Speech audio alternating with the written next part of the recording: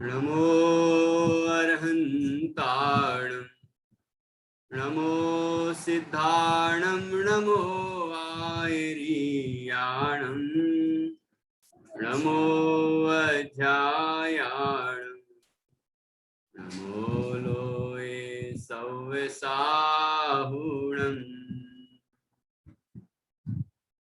अर्हन्त सिद्ध साहु तिर्यं जिणधम्म वयण पडिमाहु जिणनिलयाय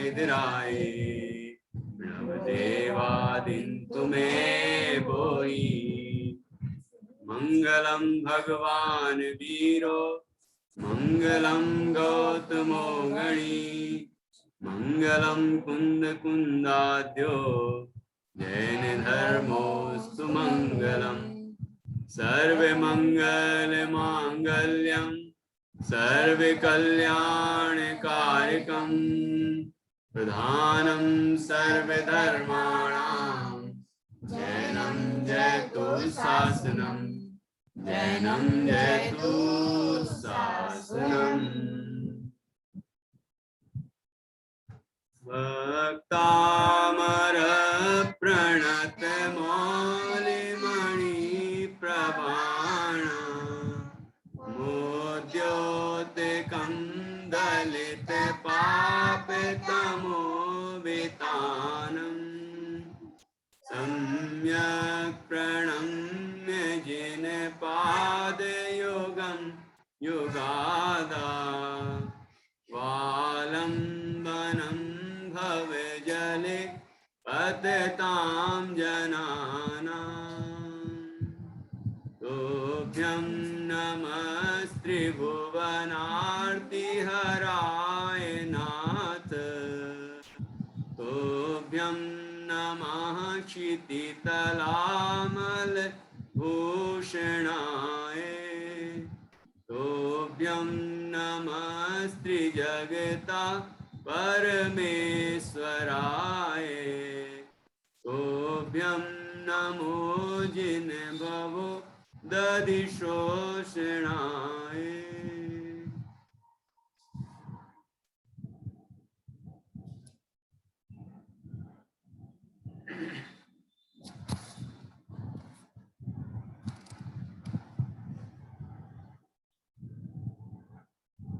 अष्टानिका पर्व का पावन प्रसंग चल रहा है और हम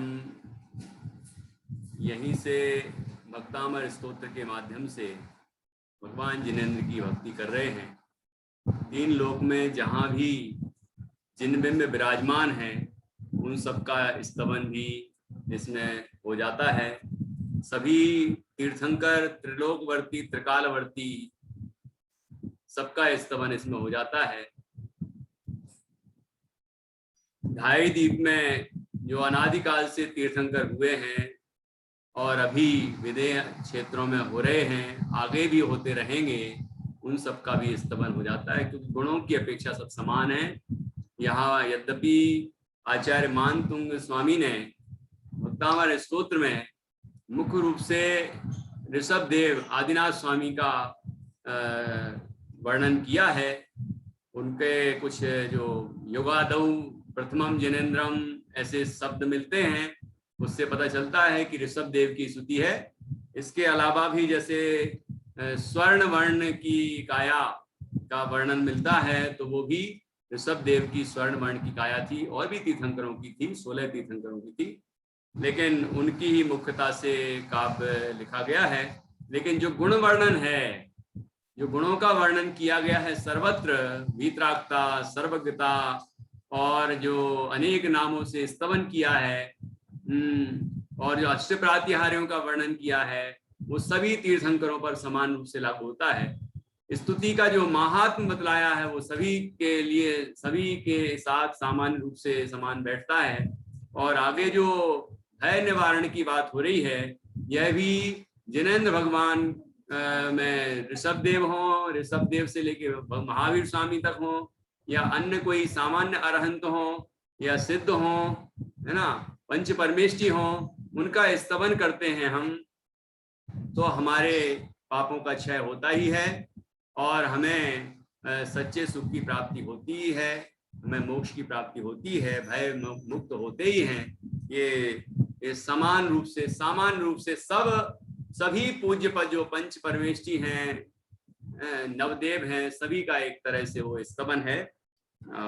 तो हम क्रमशः ये चर्चा करते जा रहे हैं, और यहाँ अभी हम ने 41 काव्यों पर चर्चा कर ली है। आज हम 42वें काव्य पर चर्चा करेंगे। किसी को कुछ पूछना है ऐसा लग रहा था, तो पूछना हो तो हाथ खड़ा करिए। नहीं पूछना है ना, चलिए ठीक है। तो आगे हम बढ़ते हैं, और 42वां काव्य है। 42वां काव्य है, इसमें बहुत ही सुंदर वर्णन है, युद्ध का वर्णन है। ये अरहंत का जो भक्त है, जिनेंद्र भगवान का भक्त है, वो युद्ध में भी विजयी हो जाता है, ऐसा वर्णन यहाँ किया है। सहज में ही वो जीतता है। ऐसे कुछ उदाहरणों पर भी हम चर्चा करेंगे वर्तमान युग में जो आए हैं। तो यह 42वां काव्य है, देखिए, और इस पर हम चर्चा करते हैं। तो 42वां काव्य यहाँ में कुछ थोड़ी देर शेयर भी करता हूँ, आपके पास किताब है ही। और देखिए ये 42वां काव्य है, काव्य पढ़ेंगे। यहाँ पर देखिए भगवान जिनेंद्र बने हुए हैं, उनका चित्र है। यहाँ मानतुंग स्वामी का चित्र है, वो लिख रहे हैं, और एक राजा भगवान का स्तवन कर रहा है। तो जो भगवान का भक्त राजा है वो युद्ध में विजय प्राप्त करता है, ये बात भी यहाँ पर आई है। और ये दो सेनाएं दिख रही हैं आपको। तो ये दोनों सेनाओं में युद्ध हो रहा है। तो इसमें जो जिनेंद्र भगवान का भक्त है वो विजयी होता है, ये भी यहाँ बताया गया है। देखिए पढ़ते हैं छंद। बलगत तुरंग गज गर्जित भीम नाद। वलगत आदत है ना, वलगत तुरंग गज गर्जित भीम नाद। माजौ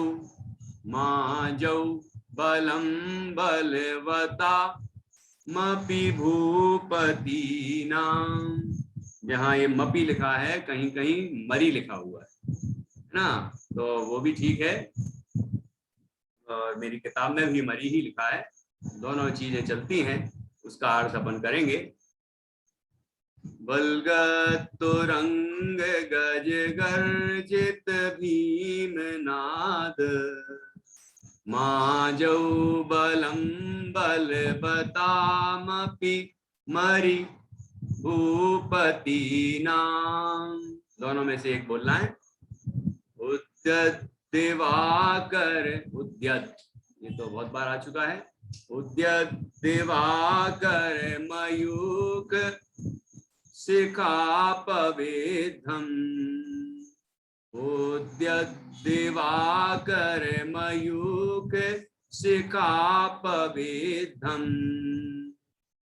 त्वत्कीर्तनात्म नाथ आदता जो है जीप बोलेंगे ना धीरे से। कीर्तनात् तम, त्वत्कीर्तनात्म येवासु भेदामुपैति।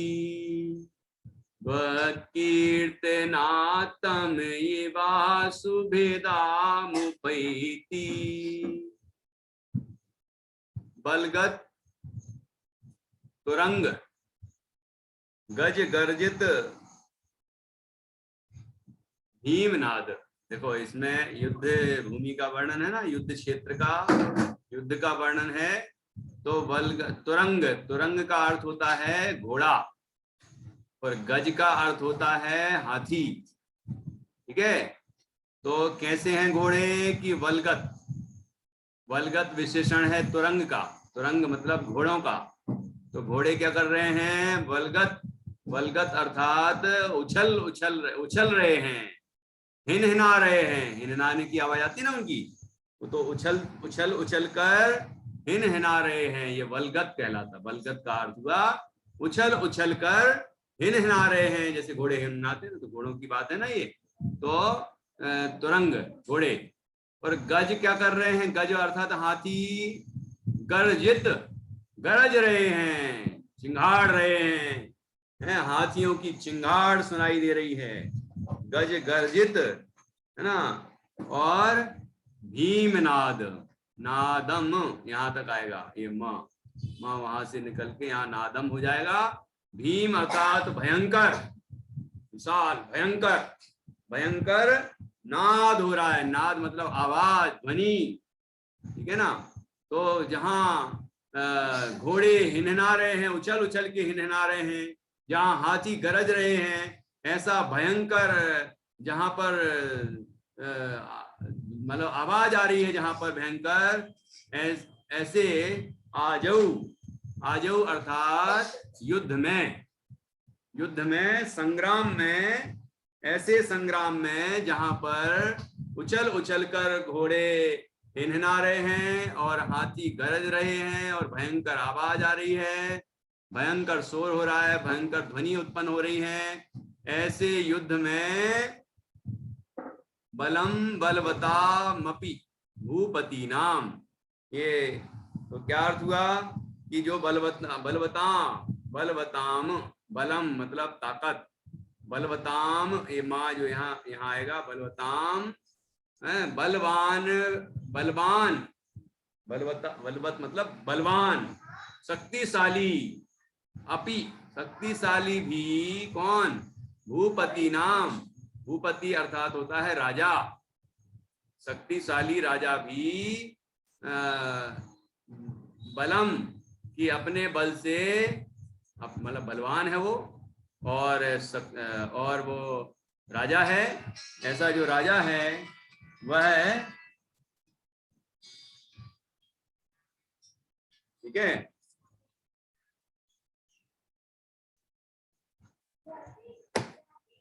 तो वो बलवान राजा। अब यहाँ पर जो अपी लिखा, अपी का मतलब भी होता है, बलवान राजा भी। तो अब कौन सा बलवान राजा भी? तो अपी का अर्थ, अपी का जो शब्द, जो पाठांतर है वो है अरि। मपी की जगह मरी है ना, ये प की जगह र है ना। तो ये प की जगह र करेंगे तो अरि भूपति नाम। अरि का अर्थ होता है शत्रु, शत्रु राजाओं के, जो शत्रु राजा है उसके, वो जो बलवान है ना, शक्तिशाली है, जिसकी सेना में उछल उछल कर घोड़े हिनहिना रहे हैं और हाथी गरज रहे हैं, ऐसे भयंकर स्वर हो रहे हैं, ऐसे संग्राम में क्या होता है कि उद्दत दिवाकर मयूख शिखा पविद्धम त्वत्कीर्तनात्म इवासुभिधा मुपैति। कि उद्यत दिवाकर, उद्यत मतलब उदय होते हुए, दिवाकर अर्थात सूर्य, उदय होते हुए सूर्य की मयूख अर्थात किरणें, मयूख कई बार आ गया, शिखा भी कई बार आ गया, कि उसकी सूर्य उदय होते हुए सूर्य की किरणों से जो ये इकट्ठा आएगा है ना, यहाँ जो गैप दिख रहा है ये इकट्ठा कर दीजिए यहाँ। तो शिखा प्लस अपविद्धम, अपविद्धम मतलब जिससे अपविद्ध कर दिया, भेद दिया जाता है, भेदन कर दिया गया है। किसका, किसका भेद करता है वो? यहाँ पर लिखा है नीचे, कीर्तनात् तम इवासु, तम, तम ये लिखा ना, तम, तम का अर्थ होता है अंधकार। तम का क्या अर्थ होता है? अंधकार। ये देखिए तम लिखा है यहाँ पर, ये संधि विच्छेद होगा।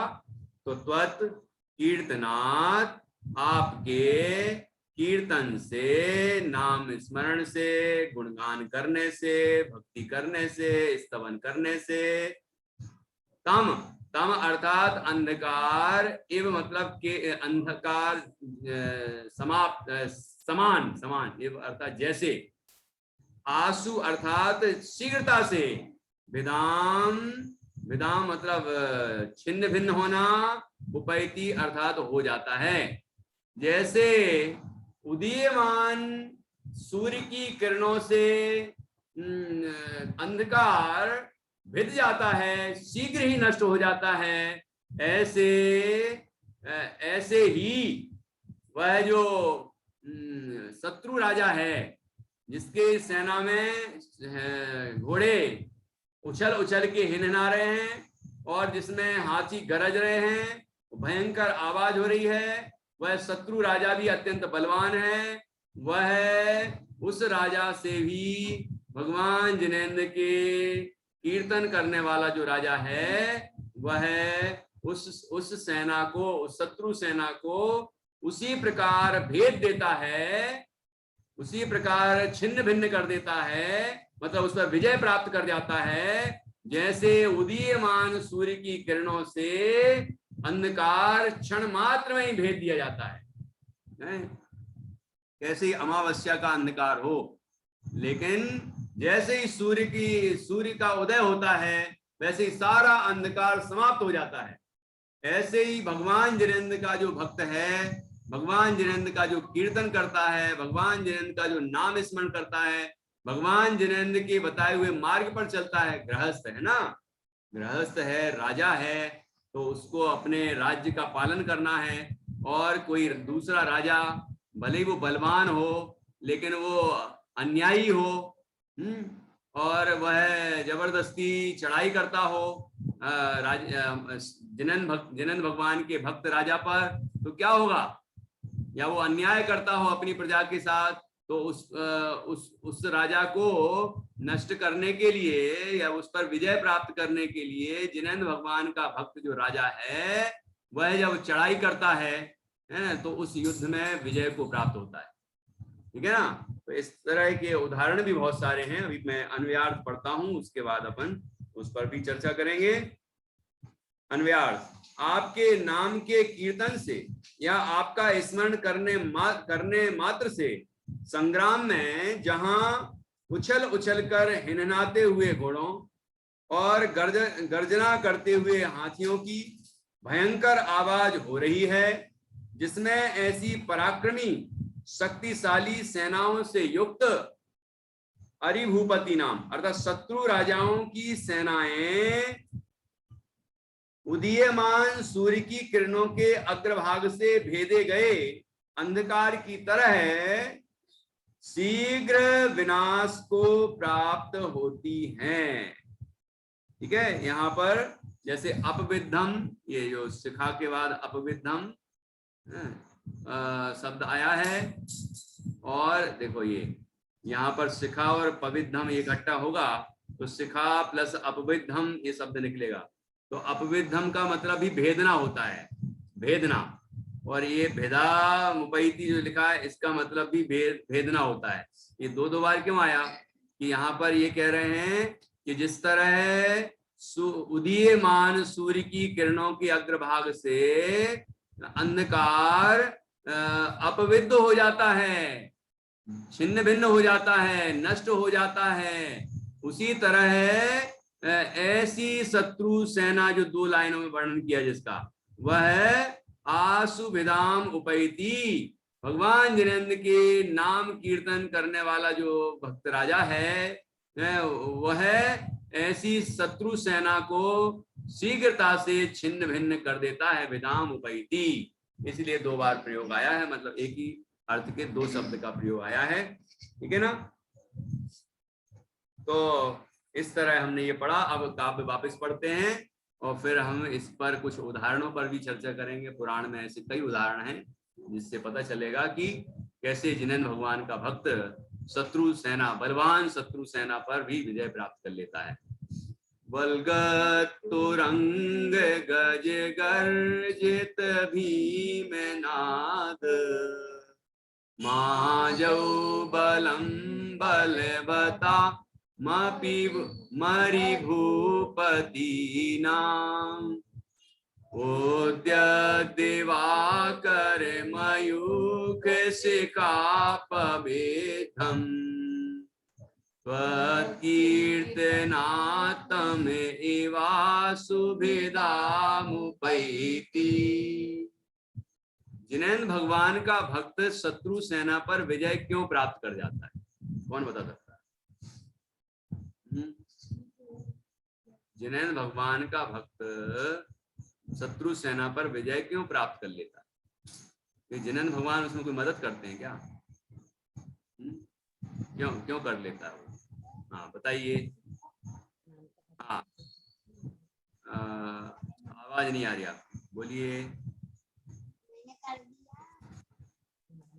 अभी भी आवाज नहीं है। हाँ बोलिए। क्योंकि वो भगवान की भक्ति करता है, इस कारण इस भगवान की भक्ति में इतनी शक्ति है कि वो अपने शत्रु राजा को भी हरा देता है, भगवान का भक्त जो रहता है। बाकी आवाज पूरी नहीं आ रही है अच्छे से। हाँ कोई और बताएंगे? कोई नहीं? चलो भाई, हाँ बताइए स्वाति जी। क्योंकि भगवान के गुणगान करने से, भगवान का स्तवन करने से महाभयंकर संग्राम में पराक्रमक शत्रु विपक्ष को भी शांत कर देता है। नहीं तो वही तो पूछ रहे हैं कि क्यों कर लेता है? भगवान उसमें कोई मदद करते हैं? भगवान तो वीतरागी होते हैं, भगवान नहीं क्योंकि भी नहीं करेंगे। भगवान ये जीत कैसे जाता है? हाँ भगवान का यशोगान करने से, भक्ति करने से हाँ बड़े बड़े शत्रु भी शांत हो जाते हैं। तो क्या वहां पर युद्ध क्षेत्र में जाके भगवान की स्तुति करने लगते हैं क्या? वो तो भगवान की पूजा करने लगते होंगे, तो उससे तो अपने आप शत्रु सेना शांत हो जाती होगी, ऐसा कुछ है क्या? शांत कैसे हो जाती शत्रु सेना? शत्रु सेना पर विजय कैसे प्राप्त कर लेते हैं? हाँ देखो नित्य ये बता रही है हमारी मैत्री, लेकिन नेटवर्क गड़बड़ कर रहा है लगता है। चलो कोशिश करते हैं। सोचो सोचो भाई।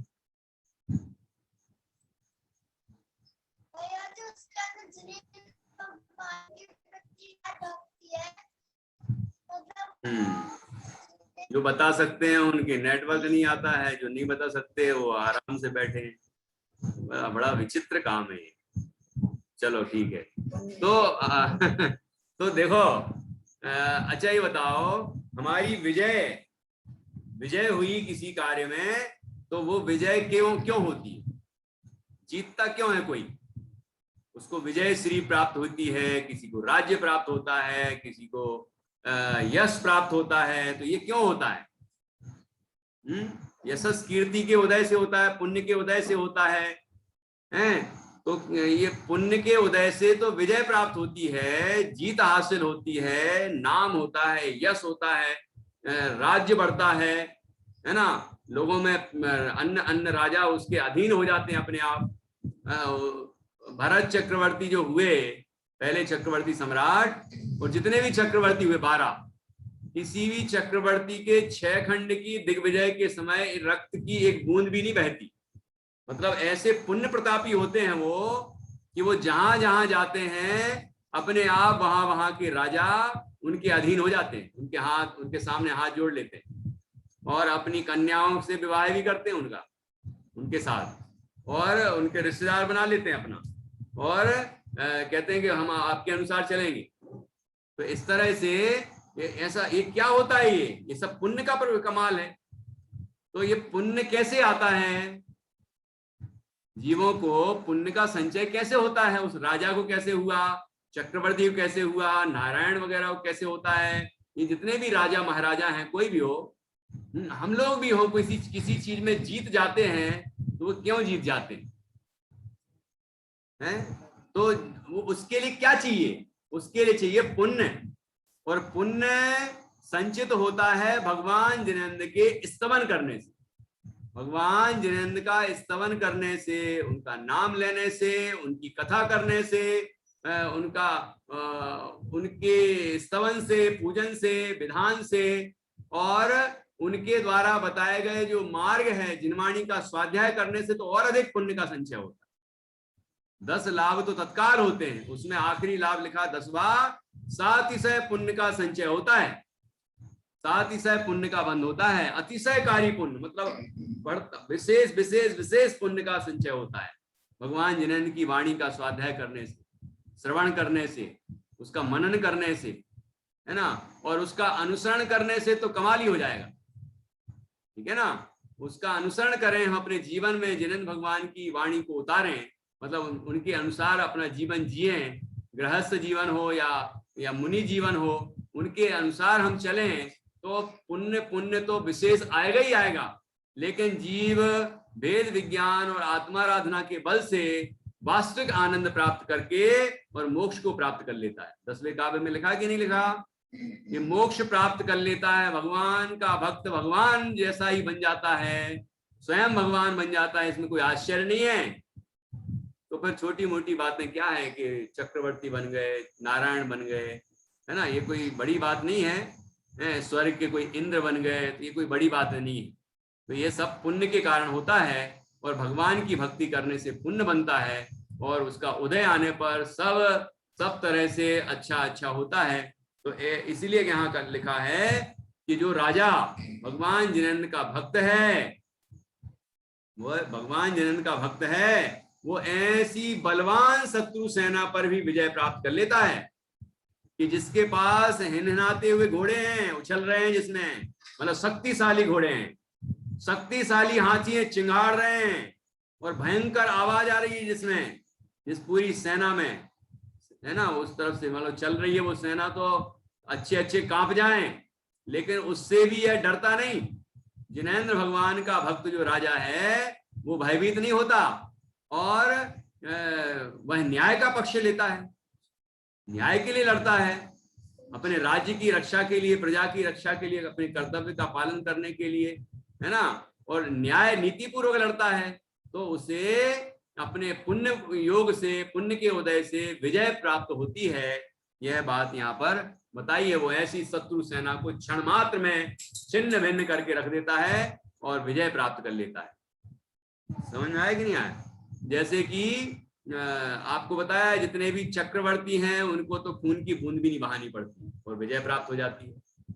जितने नारायण और बलभद्र होते हैं वो पृथ्वीनारायण को मार के और अर्ध चक्रवर्ती सम्राट बनते हैं।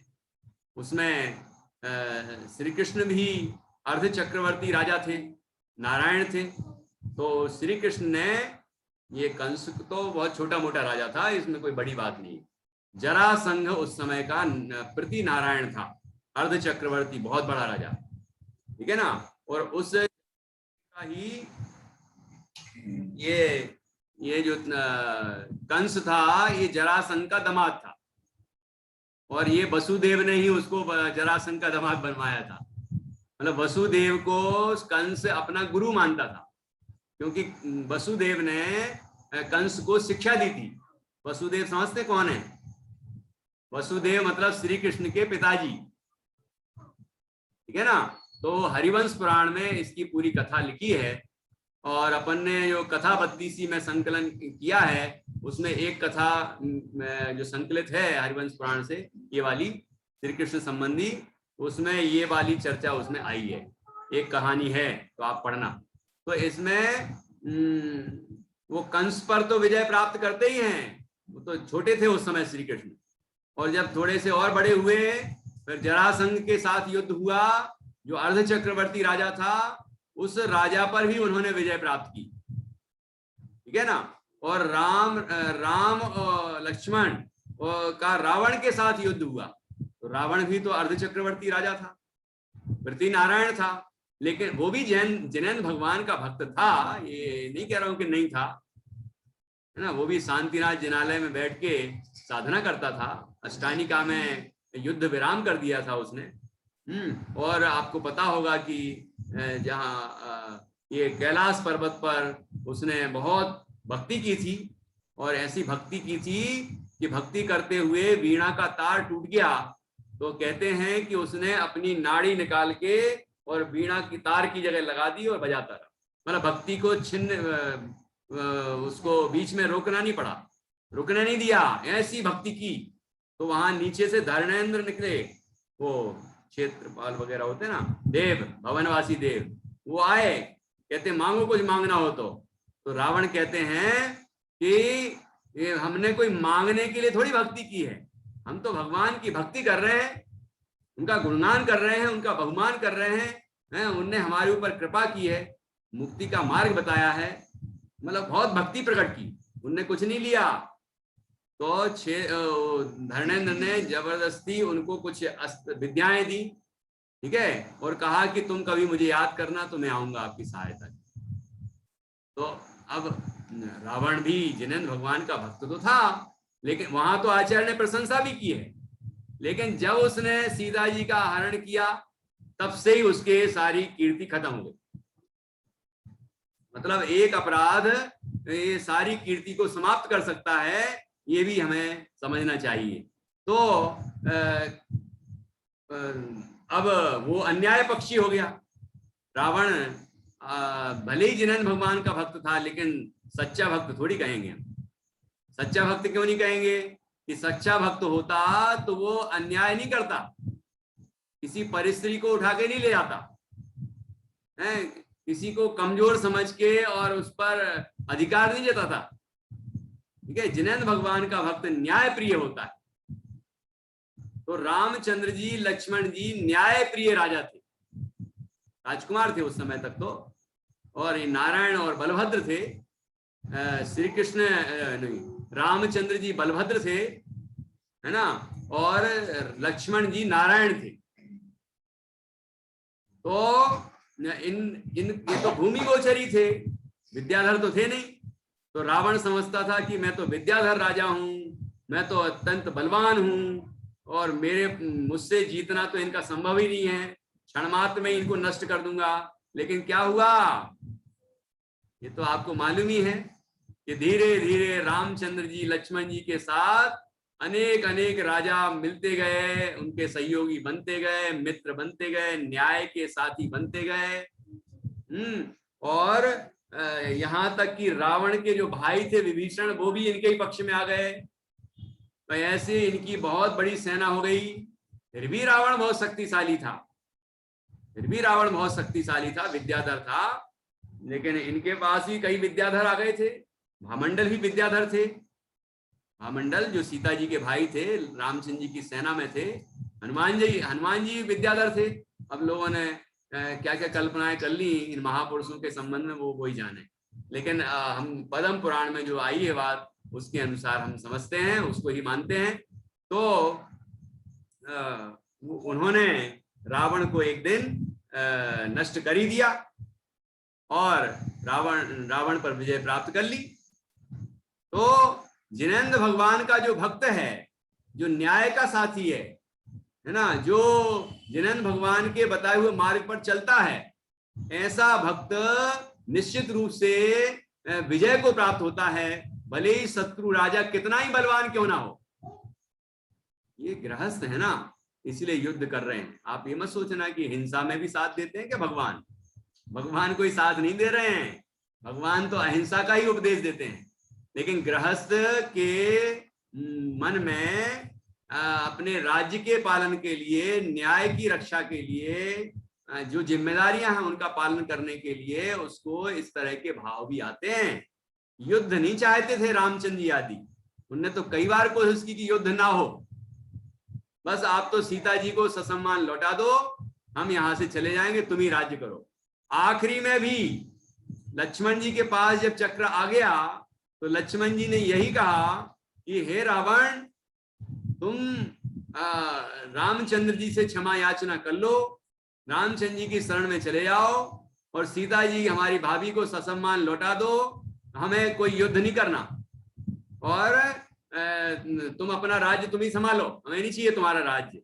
लेकिन वो अहंकार जाग गया रावण का, उसने बहुत उकसाया लक्ष्मण जी को और कहता है कायरों जैसी बात कर रहे हो, तुम तो अपना चक्र चलाओ, तुम्हारे हाथ में चक्र आ गया ना, चलाओ। और फिर लक्ष्मण जी ने अंततः चक्र चलाया और रावण का की मृत्यु हो गई। है ना। तो कहने का मतलब ये कि जिनेंद्र भगवान का भक्त न्याय प्रिय होगा, सच्चाई का साथ देने, सच्चाई के राह पर चलने वाला होगा। गृहस्थ जरूर है, राजा जरूर है, वो युद्ध भी लड़ रहा है, वहां हिंसा भी हो रही है, लेकिन वो मारने के इरादे से किसी को नहीं मारे। मतलब कि इनको तो मारना ही है, रावण कितनी माफी मांगे तो भी मारना है, ऐसा नहीं सोचता वो। एक बार हाथ जोड़ लेता तो माफ कर देते।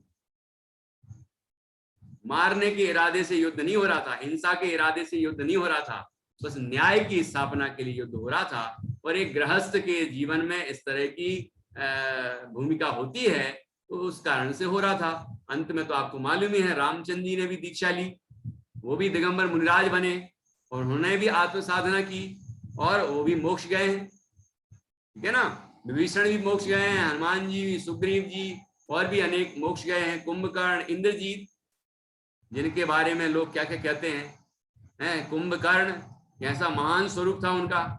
यहीं से अपने पास से बड़वानी जी है ना, पावन गजा, इंदौर के पास है ना, तो यहाँ से ही मोक्ष गए हैं इंद्रजीत, कुंभकर्ण, है ना। और रावण के पुत्र आदि कुमार, मतलब रावण को छोड़ के पिछले राजा जो हुए हैं उस उनके वंश में और आगे भी हुए हैं, तो अधिकतर मोक्ष ही गए हैं। तो ऐसा नहीं कि रावण खराब था तो पूरे वंशज ही खराब थे, ऐसा नहीं, ठीक है ना। रावण का भी पूरा जीवन खराब नहीं था, रावण का भी पूरा जीवन खराब नहीं था, ठीक है ना। वो तो पूर्व संस्कार थे। आचार्य ने लिखा है कि रावण भी सीता को वापस करना चाहता था, वो समझ गया था कि वो मुझे नहीं चाहती, वो राम को ही चाहती है, इसलिए उसको लौटा दें। लेकिन अब प्रश्न आ गया अहंकार का, लौटाऊंगा तो, लेकिन पहले राम को जीतूंगा फिर लौटाऊंगा, हार के नहीं। ये अहंकार आ गया पर इस कारण से। और ये हर के क्यों लाए? ये पूर्व जन्म के संस्कार से। आप पूर्व जन्मों के बारे में पढ़ेंगे तो आपको पता चल जाएगा कैसे संस्कार थे, इसीलिए लाए, है ना। ऐसा होता है। तो इस तरह से और भी अनेक राजाओं के संबंध में चर्चाएं हैं, पुराणों में चर्चाएं हैं, और इतिहास में चर्चा है। चंद्रगुप्त मौर्य जैन सम्राट थे, तो वो तो कितने साधारण क्षत्रिय थे, लेकिन वो सच्चाई के राह पर चलने वाले थे। चाणक्य सच्चाई की राह पर चलने वाले थे और अंततः उनकी विजय हुई और उन्होंने पूरे अखंड भारत पर राज्य किया और अंत में दीक्षा ली, ठीक है ना। और श्रवण बेलगोला में उनकी समाधि हुई। ये घटनाएं भी आपने सुनी होंगी, ये प्रमाणित है इतिहास में। और खारवेल राजा हुए जो उड़ीसा में हुए, उनने भी पूरे भारत पर साम्राज्य किया, वो भी जैन राजा थे।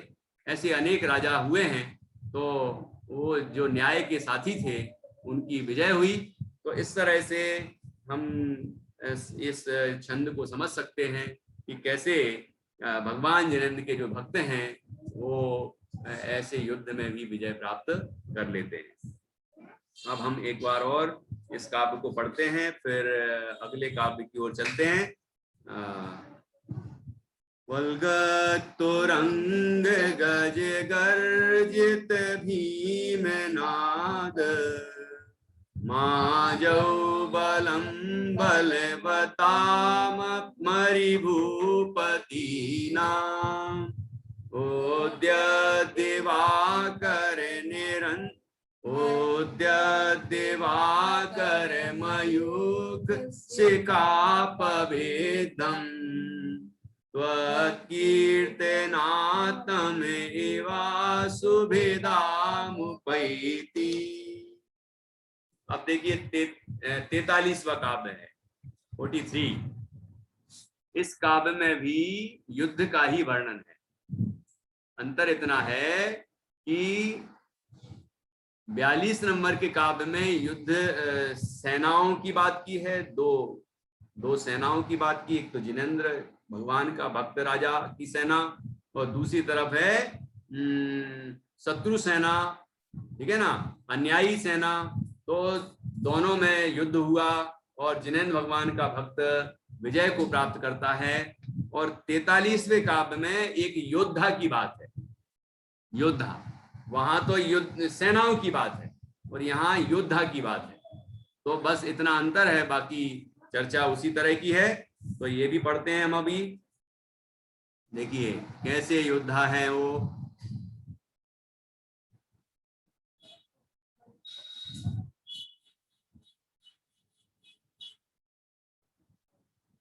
युद्ध में विजय, देखो यहाँ पर भी ये सेना दिख रही है आपको।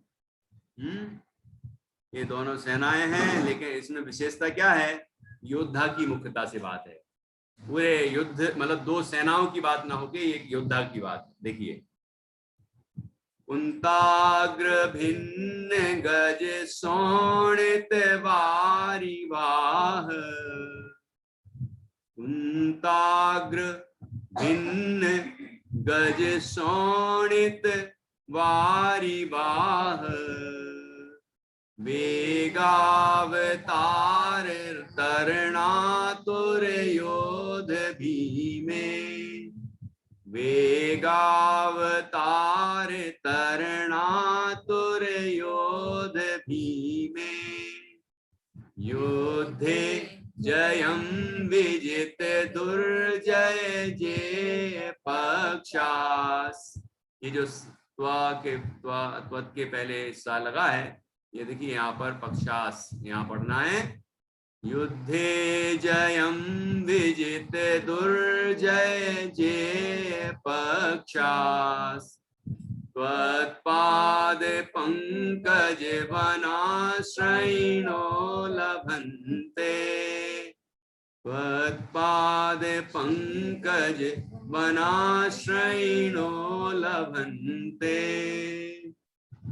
क्या कह रहे हैं, कुंताग्र भिन्न गज शोणित वारिवाह, कुंताग्र, कुंत अग्र की कुंत मतलब होता है भाला, भाला जानते हैं, पहना होता है नुकीला, जैसे बाण होता है ऐसा है भाला, लंबा हाथ से फेंकते हैं तो भाला।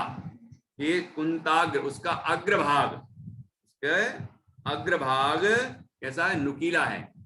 भाले के का जो नुकीला अग्रभाग है उससे भिन्न कर दिया है, भेद दिया है ना। क्या, गज, गज को, हाथी को, देखो यहाँ दिख रहे हैं आपको चित्र में, ये हाथी के माथे से खून निकल रहा है, दिख रहा है आपको। तो ऐसे भयंकर युद्ध हो रहा है ना, तो इनने हाथी के मस्तक को भी छिन्न भिन्न कर दिया है अपने भालों से, है ना, अपने नुकीले भालों से, जिनने गज को, गज मतलब हाथी को का मस्तक छेद दिया है, और उससे शोणित, शोणित अर्थात होता है रक्त, खून, खून की वारिवाह, वारिवाह मतलब नदियां बह रही हैं, खून की नदी बह रही है। तो क्या हुआ कि ऐसी नदी को, है ना, जैसे वारी का मतलब जल होता है ना, जैसे खून रूपी जल, जलवाह, जल प्रवाह, है ना, जल की धारा, खून रूपी जल धारा, मतलब खून, जल नहीं बह रहा है, खून बह रहा है, खून की जल धारा हो, जैसे नदी बह रही हो, खून की नदी बह रही हो, और उसमें वेगावतार, वेग मतलब होता है शीघ्रता से, जल्दी से, अवतार अर्थात उतरने को, उतरना, उसमें उतर जाए, और तरना तो, और उसको तैर के पार होने के लिए जो आतुर है, जो आतुर है, ऐसे योध भीमे, ऐसे भीमे मतलब भयंकर, योध मतलब युद्ध में, ऐसे भयंकर युद्ध में, ये तो युद्ध का वर्णन किया है कि कैसे कैसे योद्धा हैं उस युद्ध में, कि जो युद्ध, जो उसमें हाथियों को अपने नुकीले भाले से उनकी मस्तक को छेद देते हैं, और उसमें खून की धाराएं निकल रही हैं, और नदी बह रही है खून की, और उस खून की मतलब जो ज्यादा क्रूर योद्धा होगा ना, वो क्या करेगा, उस खून में भी उतर जाएगा, खून की नदी को पार कर जाएगा तैर के, और दूसरे जो शत्रु सेना है उसको मारने को तैयार है। इतना क्रूरता है जिसमें, और इतनी बल भी है, ताकत भी है उनमें। ऐसे भयानक युद्ध में योद्ध भीमे, ऐसे भयानक योद्ध मतलब योद्धाओं से जो युक्त हैं, भयानक युद्ध हो रहा है। जैसे ये तरनातुर योद्ध, योद्ध मतलब योद्धा है ना, योद्धा लेना, योद्धाओं, ऐसे योद्धाओं से युक्त भीमे युद्धे, भयंकर युद्ध में, जयम विजित दुर्जय जे पक्षास त्वत्पाद पंकज वनाश्रयिणो लभन्ते, कि उस ऐसे युद्ध में भी जयम, विजय को प्राप्त होता है। कैसा है वो युद्ध? विजित दुर्जय, विजित उसको जीत लिया है जिसको, लेकिन वो कैसा है? दुर्जय, कठिनाई से जीतने योग्य, जिसको कठिनाई से जीता जा सकता है। ऐसे युद्ध में जो जो जीत प्राप्त कर लेता है। जे पक्षास, ये जे पक्ष मतलब विजेता पक्ष, विजेता पक्ष कैसा है वो? त्वत्पाद पंकज वनाश्रयिणो लभन्ते, कि जिसने त्वत् अर्थात तुम्हारे, जिनेंद्र भगवान के पाद पंकज, चरण रूपी कमलों को के वन का, जिसमें चरण रूपी कमल वन का मतलब कमलों का आश्रयिणा आश्रय लिया है, जो लेने वाले हैं, आश्रय लेने वाले हैं, लभन्ते, कि वो जयम लभन्ते, जयम लभन्ते मतलब जीत को प्राप्त करते हैं। ऐसे युद्ध में भी जीत जाते हैं, जिस युद्ध में ऐसे भयानक योद्धा हैं और ऐसे क्रूर योद्धा हैं, उस युद्ध में भी भगवान जिनेंद्र के भक्त जो हैं वो विजय को प्राप्त करते हैं। ये बात इसमें बताई गई है। ठीक है, अब मैं यहाँ अन्वयार्थ पढ़ता हूं। आपके चरण कमल रूपी उपवन का आश्रय लेने वाले भव्य जीव भाले के नुकीले भाग से भेदित हुए, क्षत विक्षत हुए, हाथियों के रक्त रूपी जल प्रवाह में तेजी से उतरने में तथा तैरने में उतावले योद्धाओं से युक्त भयंकर युद्ध में कठिनता से जीता जा सके, ऐसे शत्रु पक्ष को भी आसानी से जीत लेते हैं। ऐसे शत्रु पक्ष को भी आसानी से जीत लेते हैं। कौन जीत लेते हैं? जिन्होंने आपके चरण कमल रूपी उपवन का आश्रय लिया है। ऐसे जो भक्त जीव हैं वो ऐसे युद्ध को भी जीत लेते हैं जिनमें ऐसे भयानक भयानक योद्धा हैं। ठीक है ना, उसमें बताया था कि युद्ध पूरे रणभूमि का चित्रण किया था। ऐसे हाथी हैं, ऐसे घोड़े हैं, ऐसा हो रहा है ना, ऐसी शत्रु सेना बहुत बलवान है, उसको भी आपका भक्त जीत लेता है। भक्त राजा उस सेना को जीत लेता है। और यहाँ योद्धा की मुख्यता से बात है कि जिसमें ऐसे भयानक योद्धा हो, ऐसी शत्रु सेना को भी आपका भक्त, जिनेंद्र भगवान का भक्त जीत लेता है ना, ये बात यहाँ पर बताई गई है। तात्पर्य यह है कि हे भगवान, आपका भक्त योद्धा बात ही बात में दुर्जय दुश्मनों को परास्त कर देता है, क्योंकि वह आपके मंजुल चरण रूपी कमलों की छत्र छाया में जा पहुंचा है। इस तरह यहाँ पर बहुत ही सुंदर वर्णन किया गया है। ठीक है ना। देखिए अब अपन ये काव्य फिर से पढ़ते हैं एक बार। कुंताग्र भिन्न गज शोणित वारिवाह, वेगावतार तरणातुर योध भीमे, योद्धे जयं विजित दुर्जय जे पक्षास,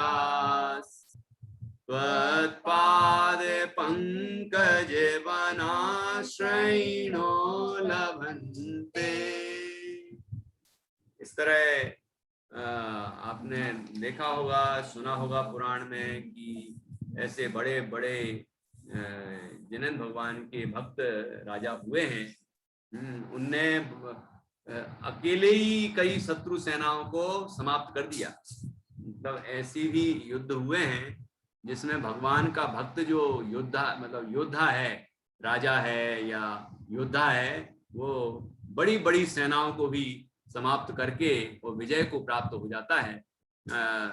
जम्बू स्वामी ने भी, जम्बू स्वामी का नाम तो सुना ही होगा आपने, धर्म क्षेत्र में तो सुना ही है, जम्बू कुमार। लेकिन ये श्रेणिक राजा के समय हुए हैं। श्रेणिक राजा बहुत सम्मान करते थे, वो श्रेष्ठी पुत्र थे जम्बू कुमार, है ना। जब भी वो पहुंचते थे राजसभा में तो श्रेणिक राजा उनको अपने बगल में आधे सिंहासन में बिठाते थे, इतना सम्मान करते थे उनका। तो एक दिन उस सभा में ऐसी घटना आई सामने कि कोई पड़ोसी राज्य वाला, पड़ोसी देश का व्यक्ति उनके राज्य में घुस के और वहां का धन लूट रहे थे, वहां की महिलाओं को उठा के ले जा रहे थे, बहुत अत्याचार कर रहे थे। तो श्रेणिक राजा ने जब सुना तो वो कहने लगे कि वो जो पड़ोसी राजा है बड़ा शक्तिशाली है और उससे युद्ध लड़ना बड़ा मुश्किल है। तो जम्बू कुमार वहां बैठे थे, जम्बू कुमार आ गए, खड़े हो गए, कहते आप तो हमें आज्ञा दीजिए। और फिर वो युद्ध लड़ने के लिए अपनी सेना के साथ, श्रेणिक राजा की सेना के साथ वो नेतृत्व करते हुए गए और उन्होंने उस शत्रु सेना को तहस नहस कर दिया। उनके राज्य के अंदर, राजसभा के अंदर घुस के और पूरे सबको समाप्त कर दिया अपनी तलवार से। फिर अंत में विचार करते हैं, ओहो ये क्या किया मैंने, हैं? मतलब वैरागी प्रकृति के भी थे, ये क्या किया मैंने, और मैं ये क्या, मतलब धन संपदा वैभव के लिए मैं कहाँ युद्ध लड़ने में लग गया। मतलब इस तरह से उनके अंदर वैराग्य विचार भी आए। तो लेकिन आप सोचिए, एक वो तो श्रेष्ठी पुत्र थे, कोई क्षत्रिय राजा थे नहीं, लेकिन उनके वो न्याय के पक्ष वाले थे और बहुत शक्तिशाली थे। तो उन्होंने विजय प्राप्त की, ठीक है ना। जो हमारे जीवनधर कुमार थे, जीवनधर कुमार, वो तो 23वें कामदेव थे। और वो जब उनके गांव में जहां वो रहते थे, वहां जंगल में ऐसे शिकारी रहते थे जो गांव के लोगों की गायों को पकड़ लेते थे और बड़े उत्पात मचाते थे। तो वहां का जो राजा बन बैठा था काष्टांगार, वैसे तो राजा इनको ही बनना था क्योंकि सत्येंद्र के पुत्र तो जीवनधर कुमार ही थे ना, लेकिन काष्टांगार ने जबरदस्ती उनका राज्य हथिया लिया था और राज्य तो कर नहीं पा रहे थे, मतलब उतनी शक्ति नहीं थी। तो इन्होंने, जीवनधर कुमार ने अकेले ही जंगल में जाके सारे शिकारियों को नष्ट कर दिया और गायें सारी जो उसने पकड़ रखी थी गांव वालों की, वो छुड़ा के लेके आया। मतलब जिनेंद्र भगवान का भक्त है ना, वो न्याय के रास्ते पर चलने वाला है, तो उनका पुण्य भी इतना तेज होता है कि वो सारी चीजें उनके अनुकूल हो जाती और वह बड़े से बड़े युद्ध में विजय को प्राप्त हो जाती और काष्टांगार को भी जीत लिया बाद में। ये 1 वर्ष तक जगह जगह जाके गए और वहां के कई राजा इनसे बहुत प्रभावित हुए और अपनी कन्याओं से इनका विवाह भी कराया। और उसके बाद फिर इन्होंने अपनी सेना बनाई और सेना बना के काष्टांगार के ऊपर आक्रमण किया और फिर काष्टांगार को मार के और फिर राजा बने वापस। तो एक व्यक्ति था, एक व्यक्ति, लेकिन एक व्यक्ति न्याय के रास्ते पर चलने वाला था, भगवान जिनेंद्र का सच्चा भक्त था। तो अन्य लोग भी उसके साथ आ गए और साथ में इकट्ठे होते होते होते बड़ी सेना बन गई और उनने उसके ऊपर चढ़ाई की और जीत प्राप्त की। ऐसे ही कोटि भट्ट श्रीपाल का वर्णन भी आता है ना, और भी अनेक वर्णन आते हैं। तो वो जिनेंद्र भगवान के भक्त है ना ये। तो सामने वाले की सेना कितनी भयंकर क्यों ना हो, कितनी क्रूर क्यों ना हो, कितनी शक्तिशाली क्यों ना हो, लेकिन जो जिनेंद्र भगवान का भक्त है, जिसने जिनेंद्र भगवान के चरण कमल वन का आश्रय लिया हो, चरणों की सेवा करता हो, उनके बताए रास्ते पर चलता हो, न्याय के रास्ते पर, सच्चाई के रास्ते पर चलता हो, उसे तो जीत मिलनी ही है, क्योंकि उससे पुण्य का संचय भी होता है और उससे पुण्य से ही तो सारी चीजें प्राप्त होती हैं, शक्ति और जो सहयोग, बाह्य वातावरण, वो सारे जो सहयोगी मिलते हैं सब पुण्य से ही तो मिलते हैं। सारी अनुकूलताएं पुण्य से ही तो प्राप्त होती हैं और प्रतिकूलताएं सारी पुण्य का उदय आने पर सारी प्रतिकूलताएं समाप्त हो जाती हैं। तो इस तरह से वो ऐसे ऐसे युद्धों में भी विजय को प्राप्त होते हैं। ऐसी और भी अनेक घटनाएं हैं। 5 पांडव 5 ही थे, वो तो कौरव तो 100 थे, है ना। और भी अनेक अनेक बातें हैं। तो जो सही सत्य के रास्ते पर चलेगा और जिनेंद्र भगवान का भक्त होगा, उसे तो जीत प्राप्त होनी है। तो इस तरह यहाँ पर 43वें काव्य में वर्णन किया है कि जिनेंद्र भगवान का भक्त, जिसने जिनेंद्र भगवान के चरणों का आश्रय लिया है, वह ऐसे भयंकर युद्ध में और भयंकर योद्धाओं वाले युद्ध में भी विजय को प्राप्त होता है। ये चर्चा यहाँ की गई है। एक बार और काव्य पढ़ते हैं, फिर अपन संक्षिप्त जिनवाणी स्तुति करके और आज की बात पूर्ण करेंगे। कुंताग्र भिन्न गज सोणित वारी वाह, वेगावतार तरणातुर योध भीमे, योद्धे जयं विजित दुर्जय जे पक्षास, त्वत्पाद पंकज वनाश्रयिणो लभन्ते, निज निधि निज में बताई, यह अनंत उपकार है, उसके लिए जिन वाणी माँ को वंदना सत बार, वंदना सत बार।